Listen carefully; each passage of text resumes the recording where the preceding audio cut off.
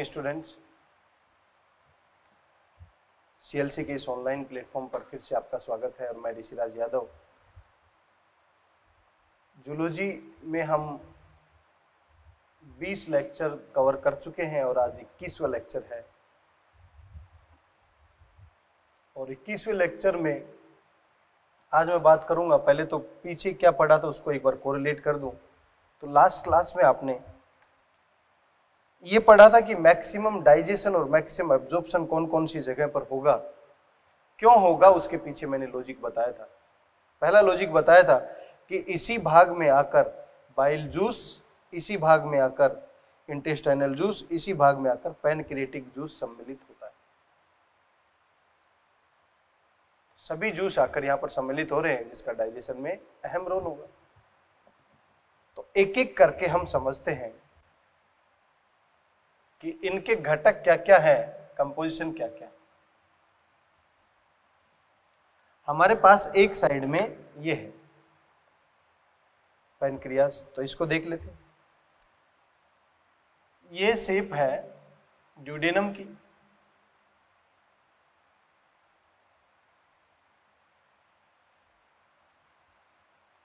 Duodenum जिसे बोल रहे ग्रहणी, और इस पे इलोंगेटेड या दीर्घित संरचना यहां पर इस तरीके से आपको दिखाई देगी। इसे हम बोल रहे हैं पैनक्रियाज या अग्नाशय।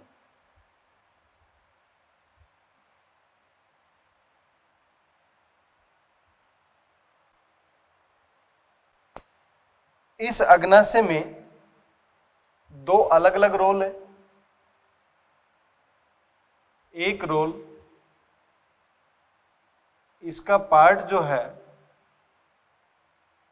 वो हार्मोन्स रिलीज करेगा, और एक रोल है जो पैनक्रिएटिक जूस या अग्नाशयी रस को स्रावित करवाएगा। तो पहले इसके स्ट्रक्चर देखते हैं कि कैसा दिखाई देगा, तब जाकर हम आगे इसके कंपोजिशन की बात करेंगे।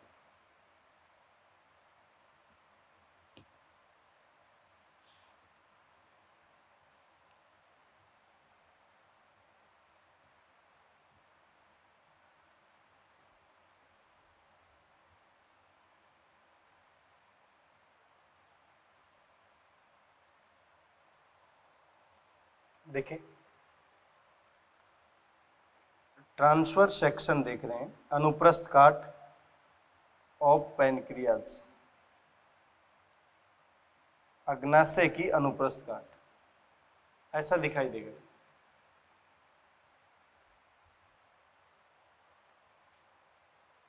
साइड में आपको लॉब्स दिखाई देंगे।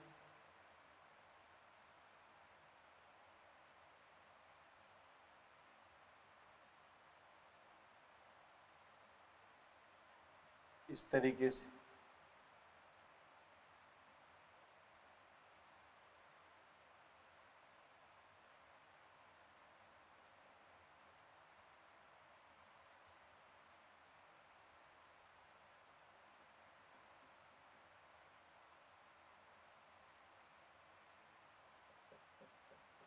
ये इन पार्ट को बोलते हैं एसिनाई ऑफ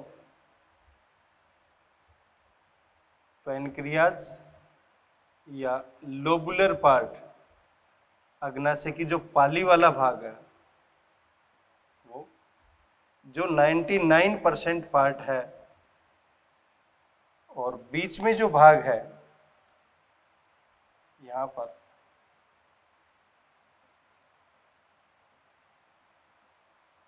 इसे बोलते हैं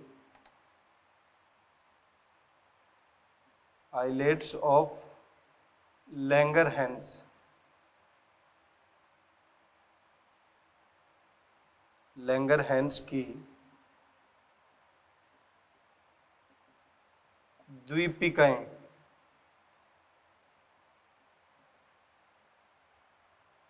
जो 1% पार्ट, और जो 1% पार्ट है इसे हम एंडोक्राइन पार्ट बोल रहे हैं। यहाँ पर किसी प्रकार की जो डक्ट है वो नहीं है,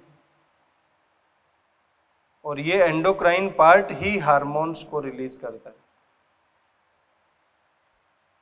जबकि 99% पार्ट ये एक्सोक्राइन पार्ट है।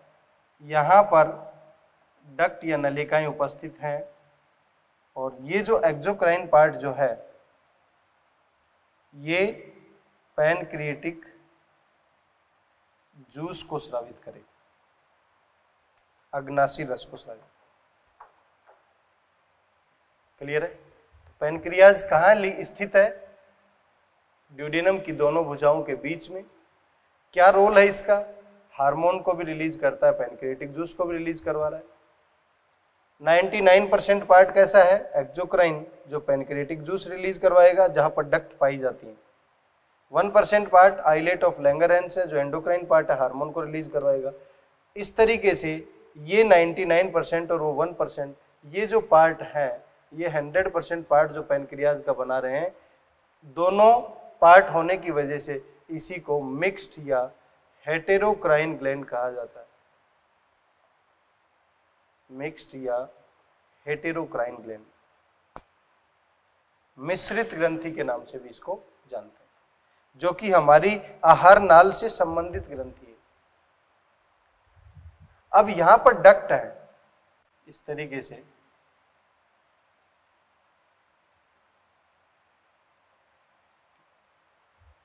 तो इन डक्ट को बोलते हैं पैनक्रिएटिक डक्ट। पैनक्रिएटिक अग्नाशी नलिका।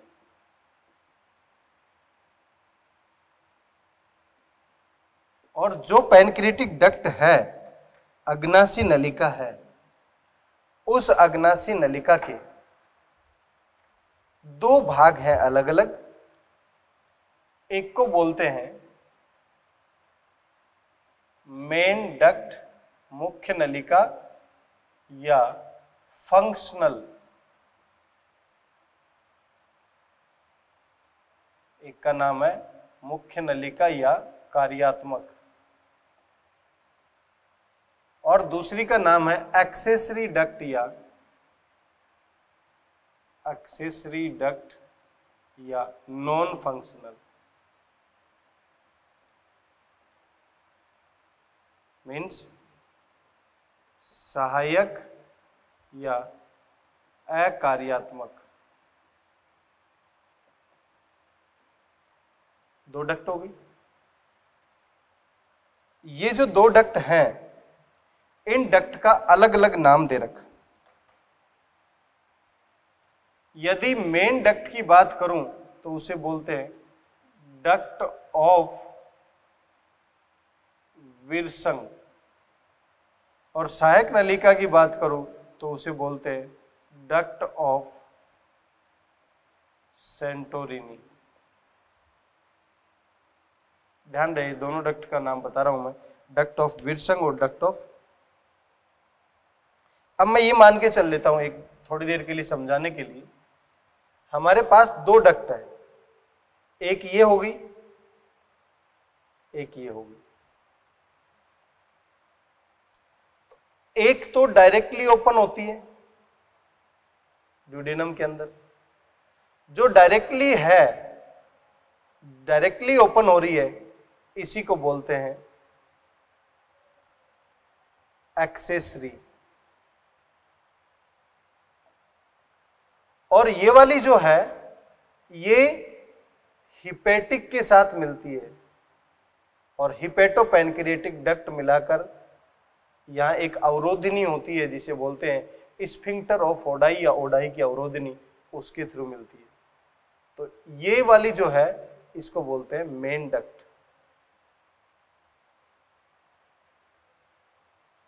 इसका मतलब दो तरीके की डक्ट, एक मेन डक्ट और फंक्शनल, जो दूसरी हिपेटिक डक्ट से मिलकर हिपेटोपैनक्रियाटिक डक्ट बनाएगी और फिर स्फिंक्टर ऑफ ओडाई के थ्रू यहां खुलेगी।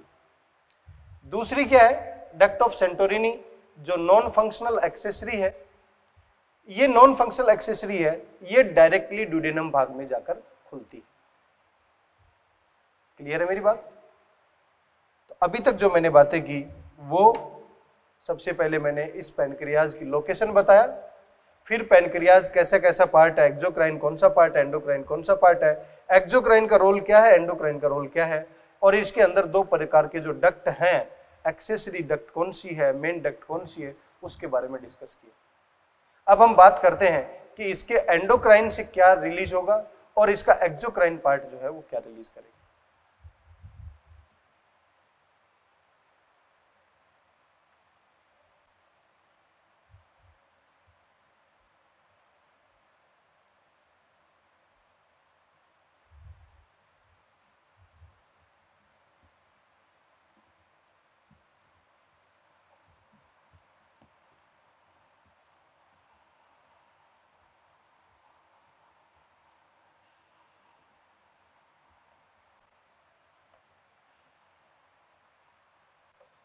देखो बेटा, इसका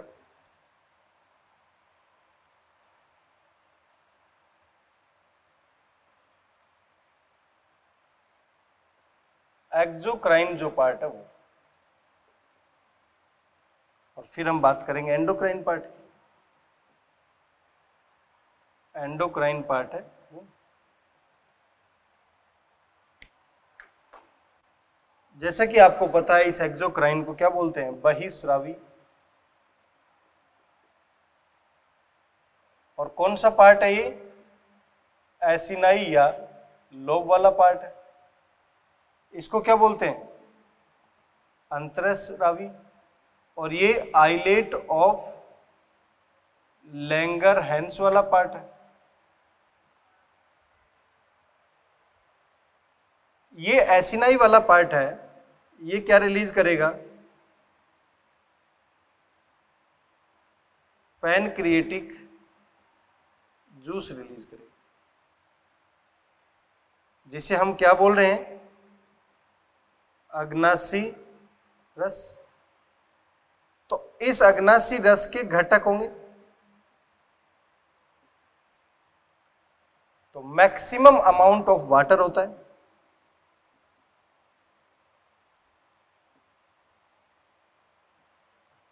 वाटर कंटेंट, और जो इसके अलावा एंजाइमेटिक फॉर्म्स में होते हैं, तो एंजाइम्स क्या क्या होते हैं? फर्स्ट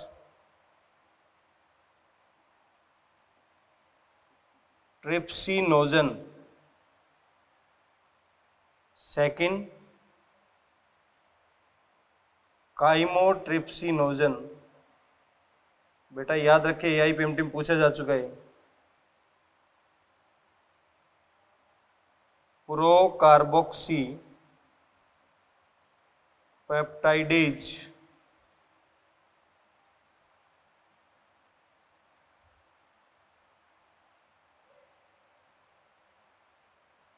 एमाइलेज,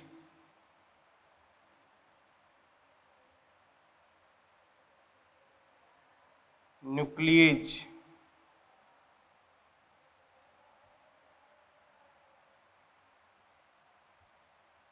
ट्रिप्सिनोजन है, काइमोट्रिप्सिनोजन है, प्रोकार्बोक्सी पेप्टाइडेज है, एमाइलेज है, न्यूक्लिएज है। अलग अलग पार्ट को, प्रोटीन का डाइजेशन ये करवा देगा, लिपिड का डाइजेशन करवाने के लिए लाइपेज। ये तीनों पार्ट जो है, ट्रिप्सिनोजन है, काइमोट्रिप्सिनोजन है, प्रोकार्बोक्सी पेप्टाइडेज है, ये प्रोटीन के डाइजेशन के लिए रेस्पॉन्सिबल है। एमाइलेज जो है ये कार्बोहाइड्रेट के डाइजेशन के लिए है।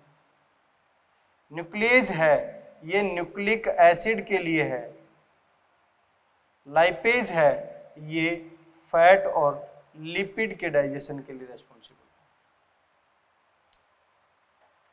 आपसे पूछा जाए कि पैनक्रिएटिक जूस में कौन कौन से कंपोजिशन हैं, तो मैक्सिमम अमाउंट ऑफ वाटर होगा, एंजाइमेटिक फॉर्म में ट्रिप्सिनोजन, काइमोट्रिप्सिनोजन, प्रोकार्बोक्सीपेप्टाइडेज, एमाइलेज, न्यूक्लिएज और लाइपेज, ये 6 कंपोजिशन है। इसके अलावा एक कंपोजिशन जो पैनक्रिएटिक जूस का नहीं है, लेकिन ये जो इनएक्टिव एंजाइम है उनको एक्टिवेट करने का काम करेगा। जैसे कि मैं यहाँ पर कहूँ हमारे पास ट्रिप्सिनोजन है और यदि ये इसे ट्रिप्सिन में कन्वर्ट करना है तो इसको कन्वर्ट करने के लिए हमारे पास क्या होना चाहिए, यहाँ पर होना चाहिए एंटेरोकाइनेज। ये एंटेरोकाइनेज जो है ये इंटेस्टाइनल म्यूकोसा, इसका मतलब जो आंतरीय श्लेष्मा है वो भाग एंटेरोकाइनेज रिलीज करेगा और ये एंटेरोकाइनेज इसको एक्टिवेट करेगा। ये ट्रिप्सिनोजन है, ये भी निष्क्रिय है, काइमोट्रिप्सिनोजन है, ये भी निष्क्रिय है, प्रोकार्बोक्सीपेप्टाइडेज है, ये भी निष्क्रिय है। तो ट्रिप्सिनोजन पहले ट्रिप्सिन में बदले, काइमोट्रिप्सिनोजन काइमोट्रिप्सिन में बदले, प्रोकार्बोक्सीपेप्टाइडेज कार्बोक्सीपेप्टाइडेज में बदले, तब जाकर ये प्रोटीन का डाइजेशन करवा पाएंगे। तो सबसे पहली रिएक्शन एंटेरोकाइनेज जो इंटेस्टाइनल म्यूकोसा या आंतरीय श्लेष्मा रिलीज करेगी वो इसको एक्टिवेटेड फॉर्म में कन्वर्ट करेगी। तो बेटा यहां से आपको अग्नाशय की संरचना और अग्नाशय का वो पार्ट, एक्सोक्राइन वाला पार्ट क्लियर हो गए। अब बात कर रहे हैं हार्मोन वाला पार्ट, इसका मतलब पैनक्रिएटिक जूस वाला पार्ट क्लियर। अब बात करें हार्मोन वाला पार्ट। हार्मोन वाले पार्ट में क्या क्या, तो हार्मोन वाले पार्ट में जो आइलेट ऑफ लैंगरहैंस है उसके पास अलग अलग सेल है, अल्फा सेल है, बीटा सेल है, गामा या डेल्टा सेल है या पीपी सेल है।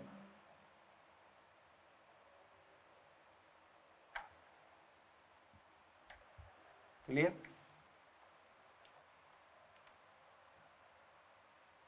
ये आइलेट ऑफ लैंगरहैंस में अलग अलग सेल है। अल्फा सेल ग्लूकागोन हार्मोन का स्रावण करेगी, बीटा सेल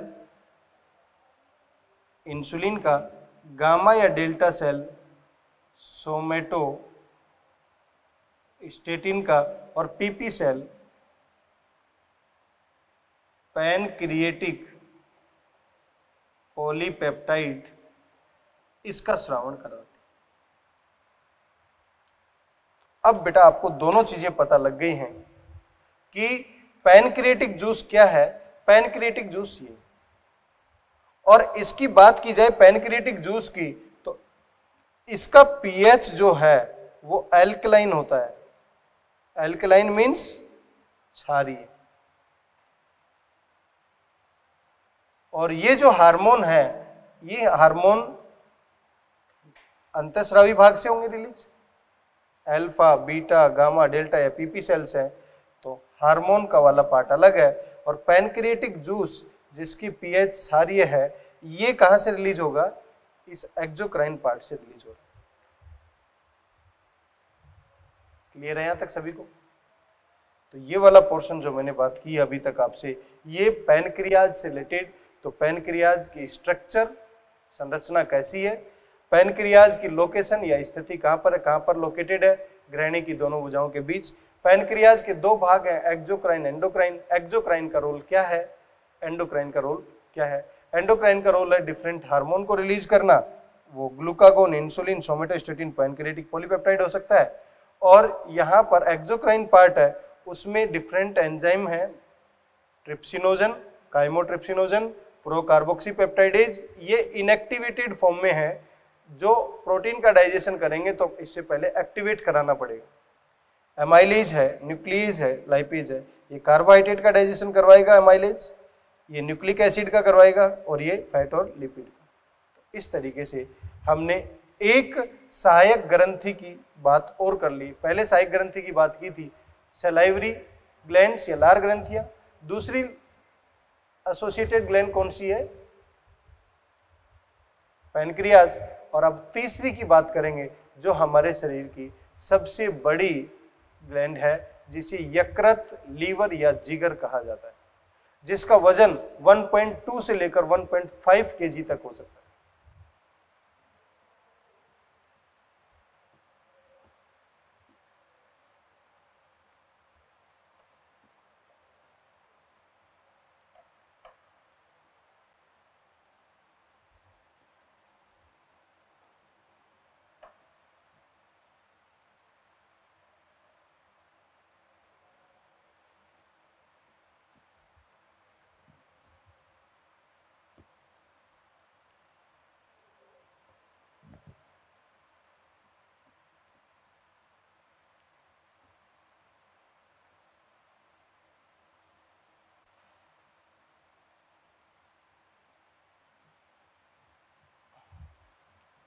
देखिए बेटा, नेक्स्ट बात कर लें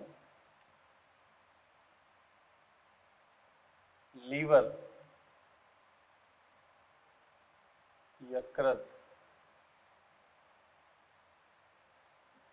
इसी को बोलते हैं जिगर।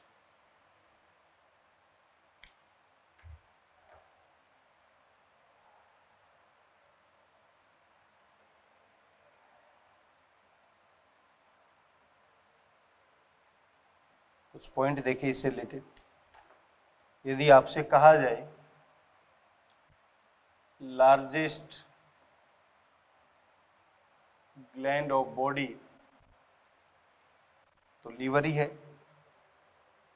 ये एक्सोक्राइन ग्लैंड है।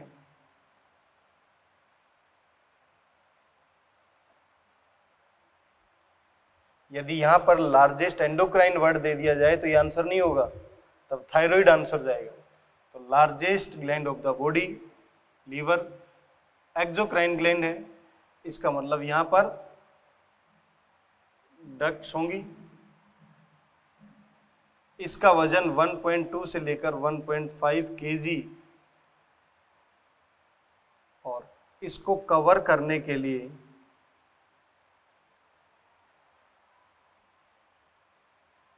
कनेक्टिव टिश्यू या संयोजी ऊतक का आवरण पाया जाता है, जिसे कहते हैं ग्लीसन्स कैप्सूल। इसकी कार्यात्मक इकाई, कार्यात्मक एवं संरचनात्मक जिसे बोलते हैं स्ट्रक्चरल एंड फंक्शनल यूनिट,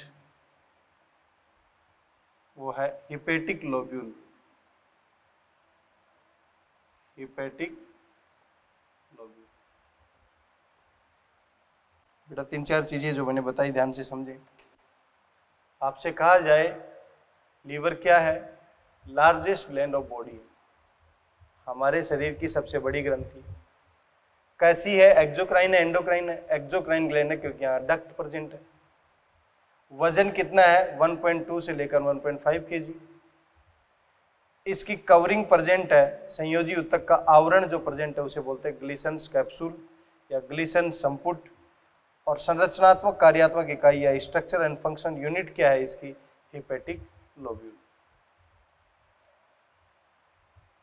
कई बार लोग एक्सेस अल्कोहल का कंजम्पशन कर लेते हैं, शराब वगैरह पी लेते हैं, तो उसकी वजह से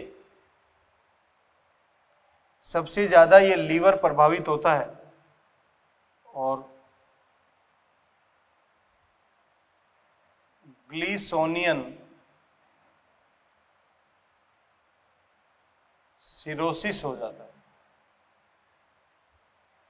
क्या हो जाता है, ग्लीसोनियन सिरोसिस। ये जो ग्लीसोनियन सिरोसिस हो जाता है, इसका मतलब उसका लीवर धीरे धीरे क्या हो गया है, डैमेज हो गया। तो अत्यधिक शराब का सेवन करना इस लीवर और जिगर के लिए अत्यधिक घातक होता है। अब हम बात करें कि इसके स्ट्रक्चरल फंक्शन यूनिट की, कि वो स्ट्रक्चरल फंक्शन यूनिट कैसी दिखाई देगी उसके बारे में बात करने से पहले हमें आउटर स्ट्रक्चर के बारे में पता होना चाहिए। आउटर स्ट्रक्चर कैसी दिखाई दे रही है एक बार वो देख लेते हैं।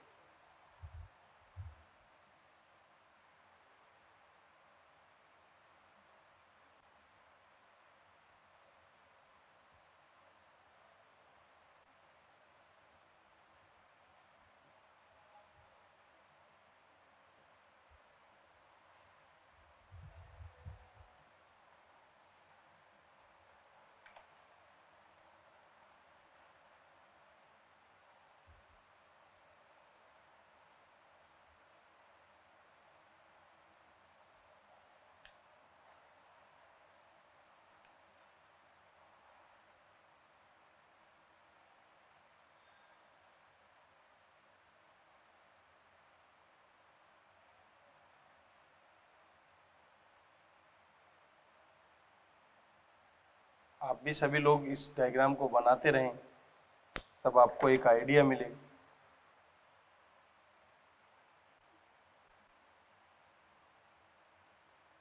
जो लेबलिंग की जाएगी, लेबलिंग से भी क्वेश्चन पूछा जा सकता है।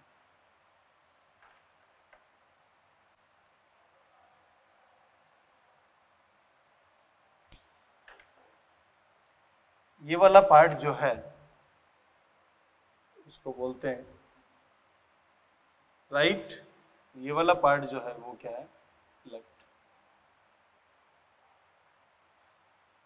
तो राइट जो पार्ट है वो लेफ्ट के कंपैरिजन में क्या है ज़्यादा, और इसको कवर करने के लिए एक एक सिंगल यूनिट को भी और कंप्लीट यूनिट को कवर करने के लिए यहाँ पर क्या है, ग्लिसैनियल कैप्सूल।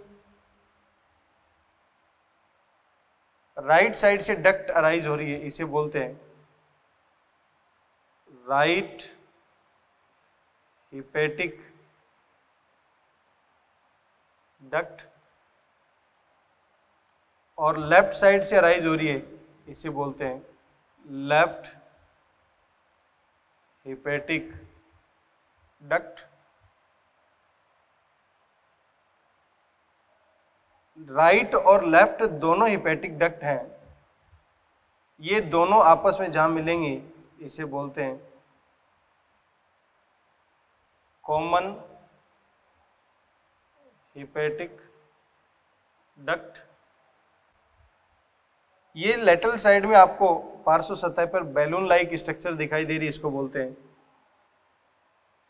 गॉल ब्लैडर या पित्ताशय।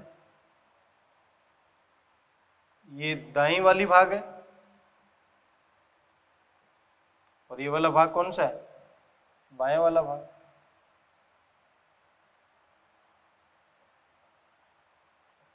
और ये कॉमन हिपैटिक डक्ट इस गॉल ब्लैडर की डक्ट से कनेक्टेड होगी, इस गॉल ब्लैडर की डक्ट को बोलते हैं सिस्टिक डक्ट या पित्ताशय वाहिनी।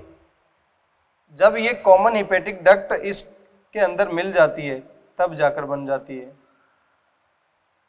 कॉमन बाइल डक्ट, या इसी का दूसरा नाम है डक्टस कोलेडोकस। और अब ये कॉमन बाइल डक्ट जो है इसका टर्मिनल रीजन इस तरीके से फूला हुआ होता है, और दूसरी साइड से भी एक डक्ट है, उसमें आकर ये ओपन होगी। दूसरी साइड आपको आइडिया मिल जाएगा कि ये कौन सी डक्ट है। ये वाली स्ट्रक्चर क्या है, पैनक्रियाज अग्नाशय। अभी मैंने कुछ देर पहले बताया अग्नाशय से दो डक्ट निकलेंगी, एक मेन डक्ट और एक एक्सेसरी। तो ये मेन डक्ट है, तो मैं इसे कह सकता हूं पैनक्रिएटिक डक्ट। कौन सी वाली, मेन, जिसे नाम दिया डक्ट ऑफ विल्सन, जो इसमें मिलेगी बाइल डक्ट में। और ये एक डक्ट जो फॉर्मेशन करेगी इसे बोलते हैं हिपेटो पैनक्रिएटिक डक्ट। क्या बोल रहे हैं? Hepato pancreatic duct. अब ये हिपेटो पैनक्रिएटिक डक्ट यहां पर ड्यूडेनम है मान लो, तो ये हिपेटो पैनक्रिएटिक डक्ट यहां पर आकर ओपन हो, ये वाला भाग कौन सा हो गया? ड्यूडेनम का। और जो ये फूला हुआ भाग है ये यहां पर जो ओपन हो रहा है इसको बोलते हैं स्फिंक्टर ऑफ ओडाई।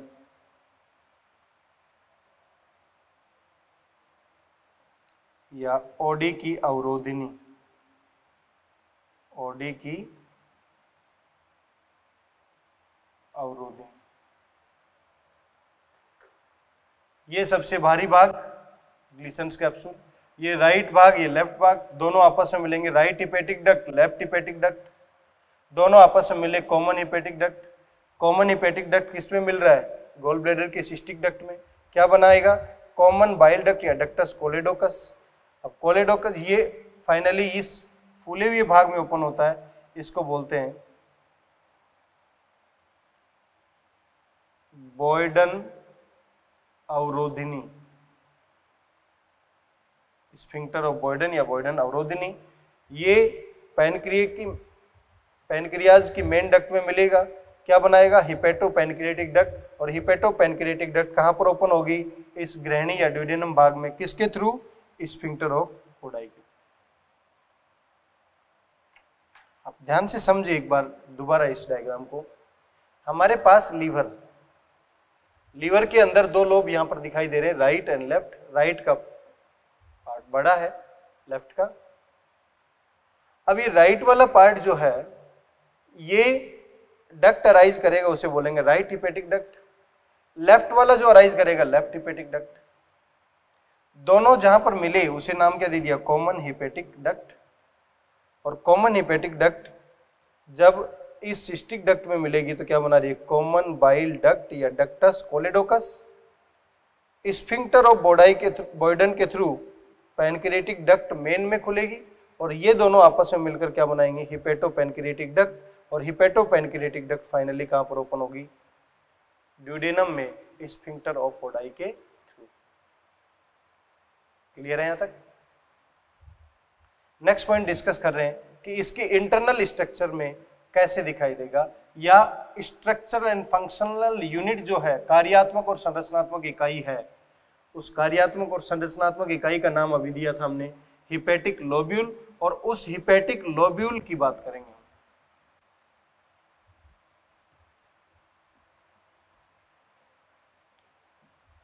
एक सिंगल हिपेटिक लोब्यूल कैसा दिखाई देता है?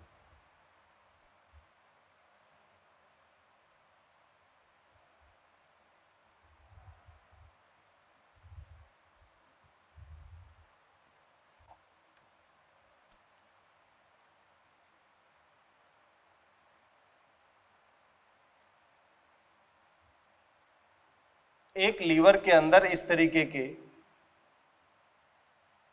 कार्यात्मक एवं संरचनात्मक जो है ऐसी असंख्य यूनिट्स पाई जाती। देखो कैसी दिखाई देगी। हमारे पास में इस तरीके से ये एक हिपेटिक लोब्यूल है।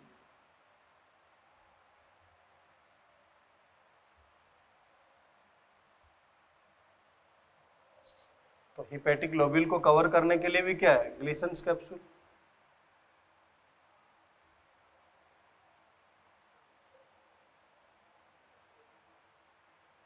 और यहां पर इस तरीके से ट्राइलोबुलर स्ट्रक्चर होंगे।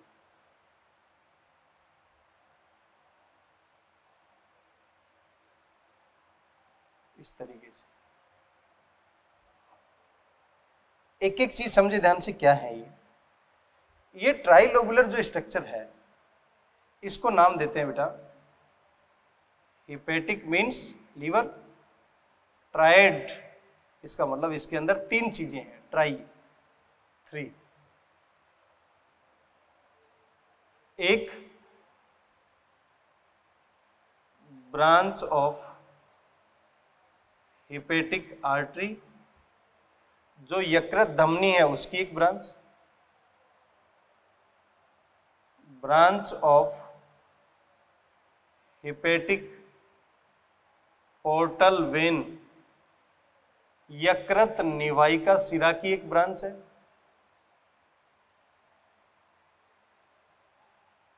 Branch of hepatic duct. याद रहे क्या है, जो कॉर्नर में आपको हिपेटिक ट्राइड दिखाई दे रहा है, उस हिपेटिक ट्राइड में 3 चीजें हैं। इसको ऑक्सीजनेटेड ब्लड सप्लाई करना है तो उसकी branch hepatic artery. Hepatic portal vein, hepatic portal vein क्या है? हिपेटिक पोर्टल वेन आगे चल के हम डिस्कस करेंगे। यकृत निवाहिका तंत्र क्या है? जब भी ब्लड हमारे हार्ट में वापस जाता है, हार्ट में जाने से पहले इस लीवर से फिल्टर होकर जा रहा है, एक बीच में जंक्शन पॉइंट बना रहा है, branch of hepatic portal vein, यकृत निवाहिका शिरा की एक ब्रांच, और ब्रांच ऑफ हिपेटिक डक्ट, अभी मैंने बताया था राइट और लेफ्ट हिपेटिक डक्ट है, उसकी एक ब्रांच। तो किसकी? हिपेटिक आर्टरी की एक ब्रांच, हिपेटिक पोर्टल वेन की एक ब्रांच और हिपेटिक डक्ट की एक ब्रांच मिलकर हिपेटिक ट्राइड बना। यहां पर बिल्कुल सेंटर में सेंट्रल वेन होगी, सेंट्रल वेन। ये क्या है? ब्रांच ऑफ हिपेटिक वेन, क्योंकि पूरे इससे ऑक्सीजनेटेड ब्लड सप्लाई तो इसने किया, लेकिन डीऑक्सीजनेटेड ब्लड सप्लाई जो होगा वो यहां से लेकर जाने के लिए कौन है? वेन या शिरा, तो सेंट्रल वेन। अब यहां से यदि सेल्स को देखा जाए तो हिपेटिक सेल इस तरीके से लीनियर फॉर्म में अरेंज होते हैं, रेखीय क्रम में व्यवस्थित होते हैं। किस फॉर्म में अरेंज है? इस तरीके से लीनियर फॉर्म में अरेंज। और जब ये लीनियर फॉर्म में अरेंज होंगी तो इनके बीच बीच में क्या जनरेट हो जाएगा? स्पेस। ये एक सिंगल हिपेटिक सेल है और बहुत सारी हिपेटिक सेल ऐसे लीनियर फॉर्म में अरेंज हैं। तो लीनियर फॉर्म में जो अरेंज हैं, ये क्या बना रही हैं? ये बना रही है बेटा हिपेटिक कॉर्ड या हिपेटिक रज्जु। ये जो पूरी स्ट्रक्चर है ये क्या है? हिपेटिक कॉर्ड या, और ये क्या है? हिपेटिक सेल या यकृत कोशिका। ये यकृत रज्जु है और इनके बीच में जो स्पेस बन गया इसको बोलते हैं साइनोसोइडल स्पेस। इसकी वाल के ऊपर विशेष प्रकार की भक्षकाण्विक कोशिकाएं पाई जाती हैं, जैसे कि हमारे ब्लड में भी भक्षकाण्विक कोशिकाएं पाई जाती हैं, वैसे यहाँ पर लीवर के अंदर भी भक्षकाण्विक कोशिकाएं पाई जाती हैं। भक्षकाण्विक कोशिकाओं को बोलते हैं फैगोसिटिक सेल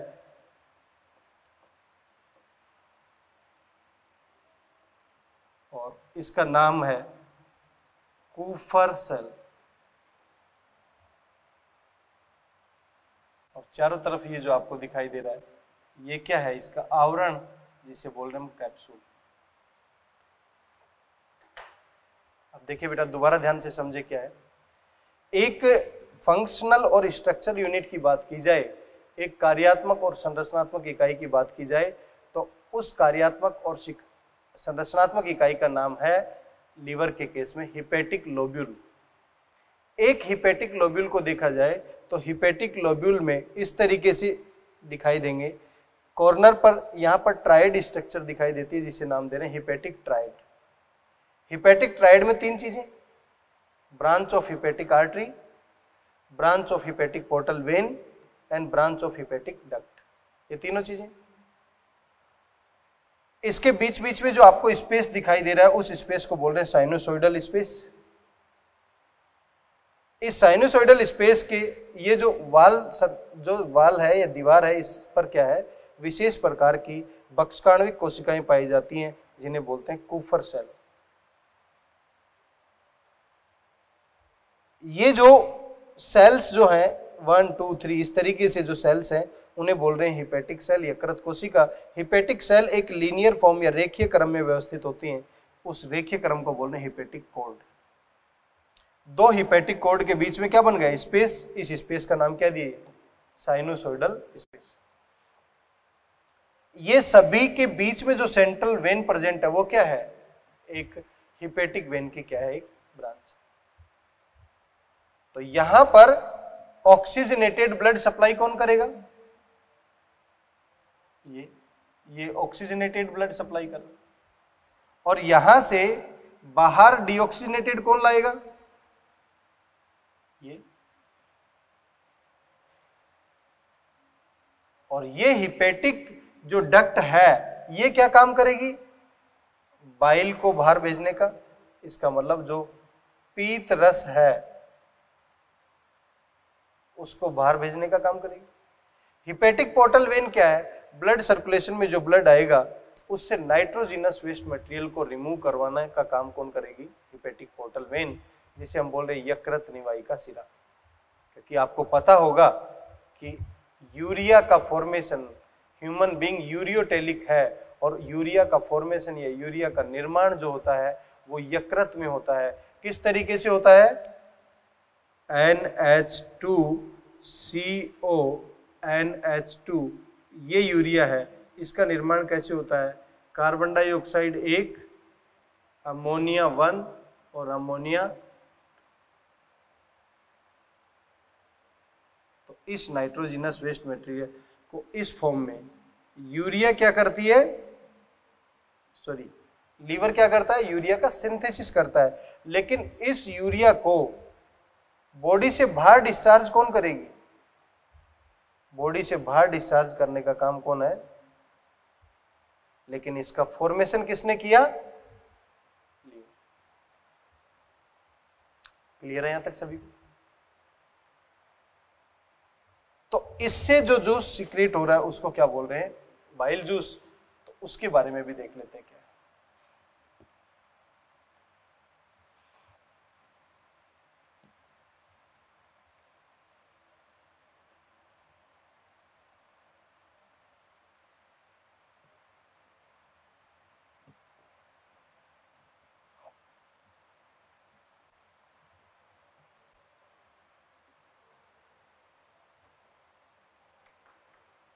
तो ये जो स्ट्रक्चर जो अभी हमने बनाई थी ये किसकी थी, हिपेटिक लोब्यूल की। और अब हम बात कर रहे हैं बाइल जूस, या इसी को क्या बोलते हैं, पीतरस। इसके अंदर भी कंपोजिशन की फॉर्म में देखा जाए तो क्या है, मैक्सिमम वाटर है, मैक्सिमम क्या है यहां पर भी water. Next form, no enzyme at all, no enzyme, किसी भी प्रकार का कोई एंजाइम नहीं है। तो एंजाइम नहीं है इसलिए इसको स्यूडो डाइजेस्टिव जूस,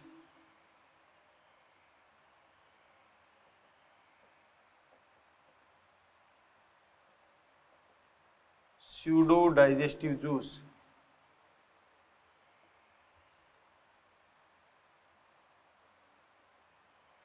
आभासी पाचक रस के नाम से जानते हैं। क्लियर मेरी बात, क्या क्या प्रेजेंट है इसके अंदर, सॉरी, बाइल साल्ट,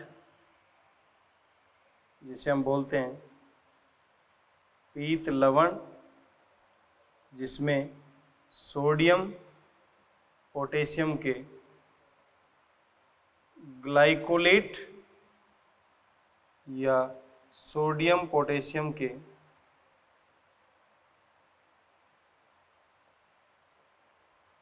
टोरोकोलेट ये मौजूद होते हैं। इसी के अलावा इसके पास बाइल पिगमेंट भी, बाइल पिगमेंट जिसे हम पीत वर्णक के नाम से जानते हैं, जो बिलरुबिन और बिलवर्डिन के रूप में उपस्थित होते हैं। बाइल साल्ट पूछा जाए तो ये होगा, बाइल पिगमेंट पूछा जाए तो ये होगा। इसके अलावा क्या होता है, फॉस्फोलिपिड की फॉर्म में कोलेस्ट्रॉल भी होता है। तो बाइल जूस के कंपोजिशन में या बाइल जूस के घटक में क्या क्या है, बाइल साल्ट है, सोडियम पोटेशियम के ग्लाइकोलेट, सोडियम पोटेशियम के टोरोकोलेट। बाइल पिगमेंट की फॉर्म में क्या है, बिलरुबिन एंड बिलवर्डिन, एंड फॉस्फोलिपिड की फॉर्म में कोलेस्ट्रॉल। ये सब चीजें इसके अंदर अवेलेबल है। इसमें किसी भी प्रकार का एंजाइम नहीं है, लेकिन इसका मेन रोल डाइजेशन में क्या है, ये बाइल जूस जो है ये बनाया तो किसने है, लीवर ने। और ये बाइल जूस जो है वो स्टोर कहां पर होगा,